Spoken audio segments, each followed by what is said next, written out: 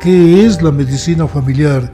¿Desde cuándo está vigente en el mundo y desde cuándo en el Ecuador? Es muy interesante contar un poquito la historia de la medicina familiar a nivel mundial, porque acá llegó un poco tarde. La medicina familiar nace como una solicitud de las personas, de los pacientes, luego de la Segunda Guerra Mundial. ¿Por qué? Porque a partir de la Segunda Guerra Mundial hubo un desarrollo científico incalculable, increíble, y se empezó a tomar más cuerpo cada especialidad médica. Entonces a la persona ya no le veíamos como persona, ya no se veía como persona, y le empezamos los médicos a dividir en órganos y sistemas.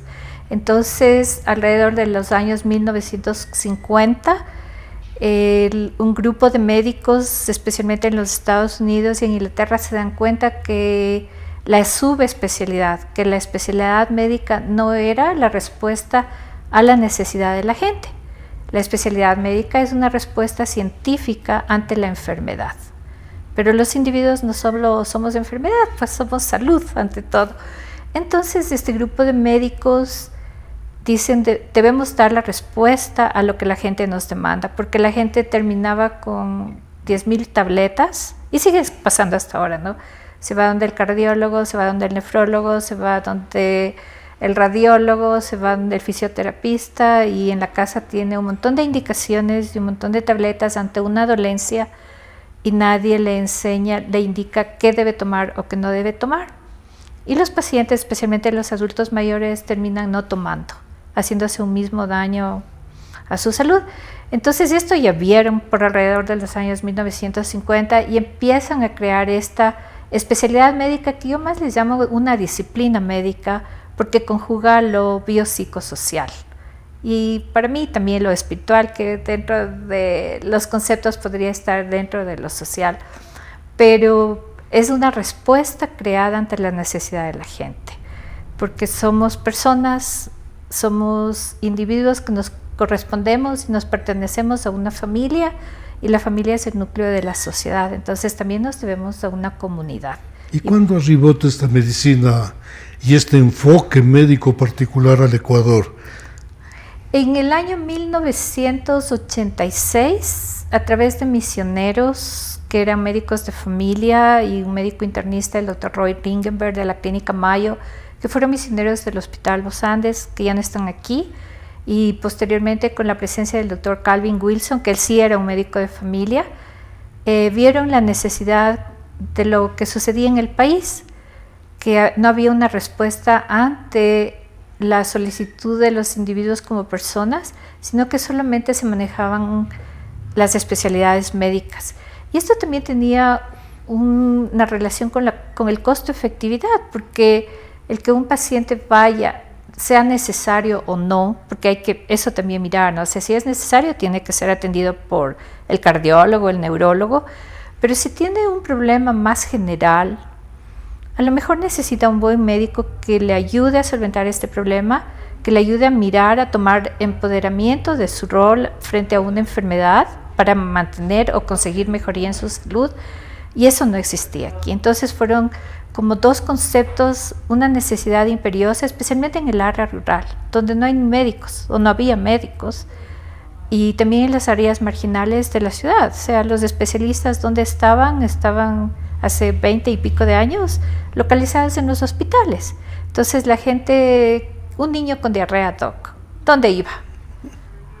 A la vecina, a la comadrona, al boticario, y cuando llegaba al Hospital Bacortiz, ¿cómo llegaba? Solo con una deshidratación grave, y eso cuánto costaba, inclusive podía costar la vida del paciente, ¿no?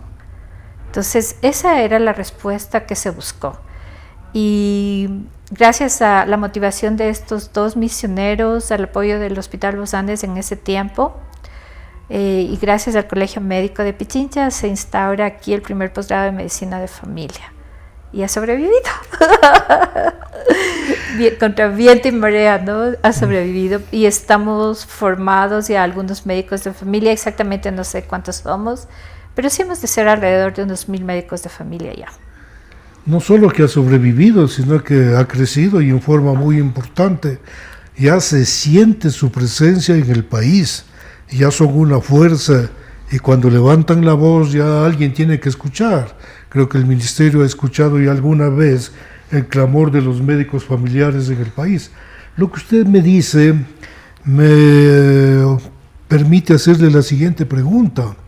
¿Cuál ha sido la importancia de la medicina familiar a lo largo de estos años, de cuando usted comenzó? Porque usted y otro compañero empezaron todo este proceso. Así es, el doctor José Heras, fuimos los que llevamos a cabo como los primeros formados y graduados aquí en el país, y eso hay que llevarlo en el corazón y con mucha honra también, porque tuvimos excelentes maestros.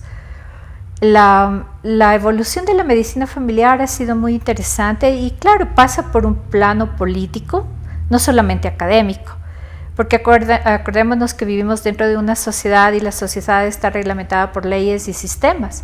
Y dentro de estos grandes sistemas tenemos el Ministerio de Salud Pública, que es nuestro órgano rector, y dentro del Ministerio de Salud Pública tienen que dictarse las políticas públicas. Y una de las políticas públicas por las que luchamos muchos años fue que se abra un sistema de atención primaria basado en médicos de familia bien formados.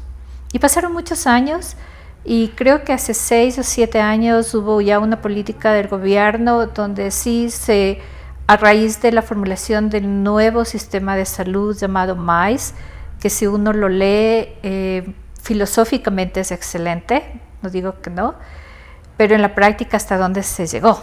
Pero como un primer acercamiento para la implementación y para ejercer este sistema de salud basado en medicina familiar, basado en una atención primaria de salud de calidad, se dio.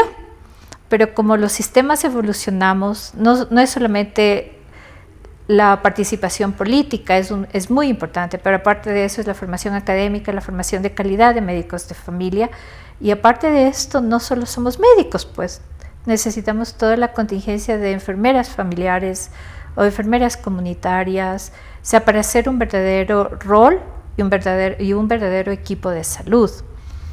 Pero como no somos sistemas estáticos o muertos, somos sistemas vivos, la salud en todo el mundo cambia, ¿no es cierto? Y las políticas también van cambiando.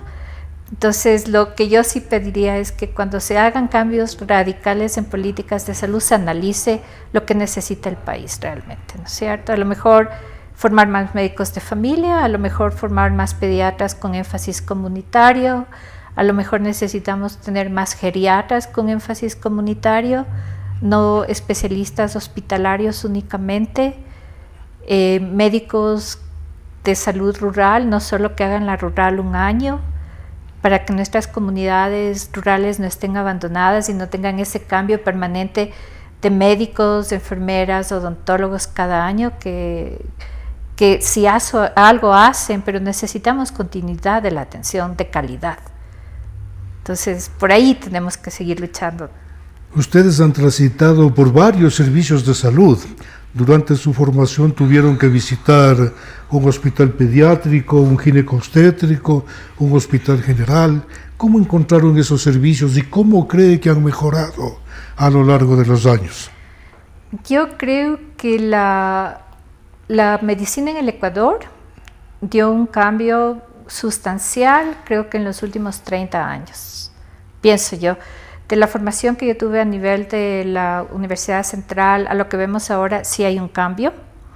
Y creo que es una influencia grande todo el sistema de conectividad que se tiene. Porque cuando nosotros estudiábamos, el tener un libro, clínicas de Norteamérica era un lujo y eran demasiado caros inclusive. Y yo me acuerdo que usted nos prestaba las clínicas de Norteamérica de pediatría para poder estudiar. Me acuerdo que nos llevaba los libros que usted realizó, que nos daba para que nosotros estudiemos, porque era un lujo realmente. Un libro costaba un ojo de la cara, $150, en ese tiempo eran miles de sucres. Entonces sí creo que el rol de la conectividad es importante, porque ahora con un clic usted puede tener acceso a cualquier revista a nivel mundial. Entonces creo que eso ha ayudado a que el nivel médico, de conocimiento médico, no de calidad humana, de conocimiento médico esté muy alto, pienso. todavía nos falta. No creo que estemos a la altura todavía de países más desarrollados, pero sí hemos dado un paso gigante. Los hospitales, ¿no es cierto? Los hospitales, yo creo que antes teníamos una escuela, no sé si ya es porque estoy viejita, pero creo que teníamos una escuela de formación, una escuela donde aprendíamos de nuestros maestros se preocupaban por enseñarnos y teníamos una supervisión, no sé si de la mejor calidad, pero aprendíamos. Yo pienso que había esta sensación de pertinencia a los hospitales, esta sensación de servir a la gente que más nos necesitaba, ¿no es cierto?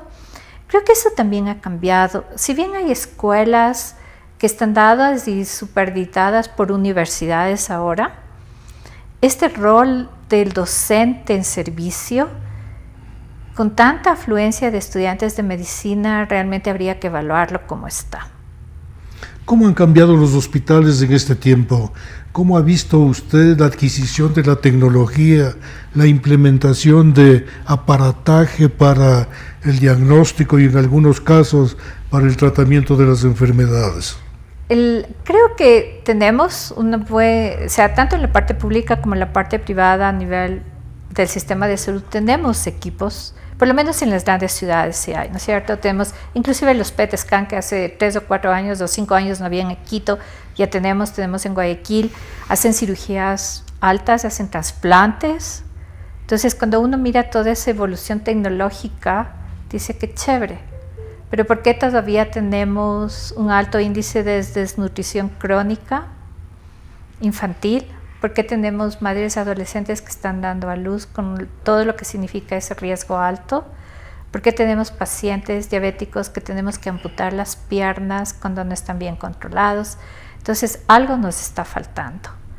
Y yo sí creo que la tecnología, por la tecnología, a lo mejor los médicos, hablo por nuestra profesión, hasta cierto punto descuidamos la calidad humana, ¿no? El servicio a la gente, porque a lo mejor nosotros ahora estamos leyendo resultados de exámenes y no estamos oyendo al paciente muchas veces, ¿no es cierto? Quizá en esto nuestras autoridades no han tomado en cuenta la petición que hemos hecho los médicos en relación con el tiempo que nos asignan para atender los pacientes, y decir que en 15 minutos uno puede solventar una consulta dando buena atención resulta realmente difícil de aceptar. ¿Cuál es su criterio? Creo que esa es una respuesta para que la medicina familiar sea el pilar no solamente de entrada al sistema de salud, sino como la columna vertebral del sistema de salud. ¿Por qué? Porque la medicina de familia tiene un enfoque biopsicosocial. Primero, vemos al individuo como persona, vemos al individuo en su familia y en su comunidad, lo que esto influye. Segundo, no tenemos límite de edad, ¿sí? Podemos ver desde los recién nacidos hasta cuando un paciente fallece.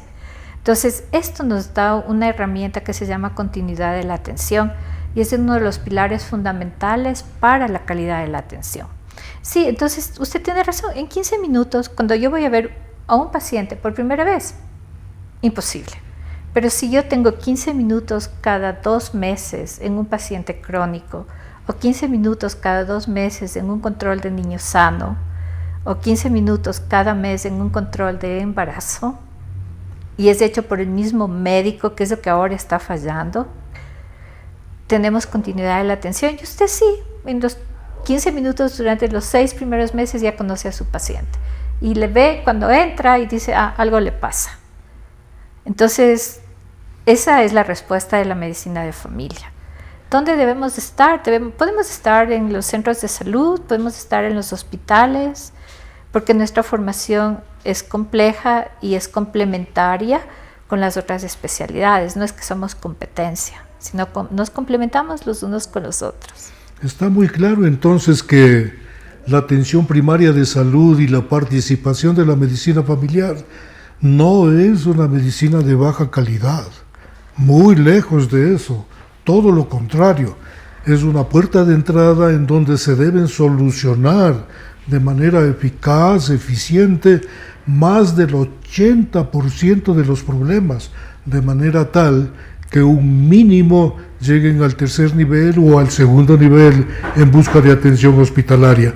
Entonces, la preparación del médico familiar es tremendamente exigente y debe abarcar varias áreas del conocimiento para que reciban la mejor atención sus pacientes. ¿Qué es lo que significa la atención centrada en el paciente, en la familia y, digamos, de una vez en la sociedad? Sí, este es un nuevo concepto, ¿no es cierto?, que cada vez lo pensamos qué realmente significa. Como había dicho, antes hablábamos de órganos y sistemas y la especialidad médica. El cardiólogo es para el corazón, el neurólogo para el sistema nervioso central, el nefrólogo para los riñones, ¿no es cierto? Entonces, cuando uno se va a atender con estos especialistas que son muy importantes, porque esos son muy técnicos y conocen a fondo estas enfermedades, tenemos que mirar al individuo como persona. Entonces, ¿por qué es importante esto? Porque al final lo que conseguimos es una buena relación médico-paciente. Lo que tenemos que pensar es cuando un individuo, una persona acude a mi consulta, siempre yo me pregunto por qué viene, qué es la queja que él trae y qué más trae consigo, ¿no es cierto? Entonces, una persona que llega con un dolor de espalda, sí, puede ser una lumbalgia, puede ser una contractura muscular o simplemente una manifestación psicosomática o una manifestación de un estrés, de una ansiedad. Y nosotros tenemos que preguntarnos qué significa para él su dolor de espalda, no darle mi diagnóstico. Entonces, el rato que yo entiendo lo que significa para él su dolor de espalda, un niño con diarrea, que le traen al médico, algo más hay dentro de eso. El rato que yo dejo que mi paciente, que mi persona hable, comente y diga lo que para él significa esa enfermedad, nosotros ya tenemos una evaluación de por dónde tenemos que caminar. Luego de esto, tenemos que hacer el rol, ¿no es cierto? El rol de médico, el rol de paciente, llegar a un acuerdo mutuo, a una relación médico-paciente tomada en la mejor evidencia posible. O sea, yo no le voy a decir, tómese este medicamento sin explicarle cuáles son los efectos secundarios y dejarle la libertad de que vaya a leer, a estudiar, a preguntar si él quiere tomar o no y darle otras alternativas, porque como médicos somos los técnicos. El paciente no puede tomar solito una decisión. Y también preguntarle qué significa para él esta enfermedad, qué carga emocional le tiene, qué carga económica, qué carga social. Esta mamá con dolor lumbar tiene que cuidar a este bebé recién nacido, más un niño con Down, más un adolescente. Y el dolor de espalda no es por el recién nacido. El dolor de espalda es porque a lo mejor la adolescente le está dando dolores de cabeza. Pero lo importante de todo esto es abocar en una relación médico-paciente adecuada. Si tuviéramos una relación médico-paciente adecuada, no tuviéramos los juicios de mala práctica, ni tuviéramos esta ley del COIP, que tanto daño hace tanto a los pacientes como a los médicos, y tuviéramos una vida mucho más confortable haciendo nuestro trabajo como médicos. El rato que tenemos esta relación médico-paciente, nos vamos también a enfocar en la familia. Si esta madre que cuida a este recién nacido, a este niño con Down y a esta adolescente es la única sustentadora, ¿qué vamos a hacer, no es cierto? Entonces, y luego eso llevar a la comunidad. O sea, si tengo una comunidad donde no hay un apoyo social para esta madre, ¿qué va a pasar? Nunca le vamos a curar. Por más traumatólogo, neurólogo, cirugías de columna que le hagamos, ella va a tener su dolor crónico ahí. Entonces, esta es la medicina centrada en el paciente, en la familia y en la comunidad.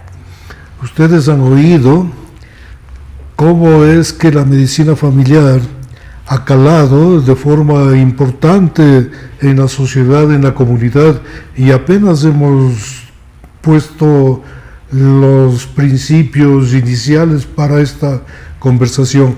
Vamos a tener con Susana la posibilidad de profundizar sobre estos asuntos en un próximo programa.